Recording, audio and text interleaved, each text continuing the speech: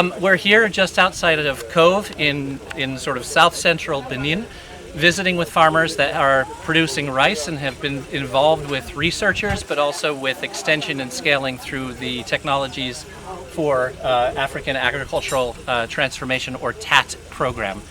which is led by IITA, but is something that's a jewel in the crown of CGIAR. It works very closely with the African Development Bank and with other investors to embed technologies in large-scale development investments where farmers like those that we've just met with can benefit at a large scale. We've had really wonderful discussions and interesting discussions with farmers that are adopting a range of different technologies, and we've talked about the scalability of those technologies, meaning how easy is it for them to take each technology, be it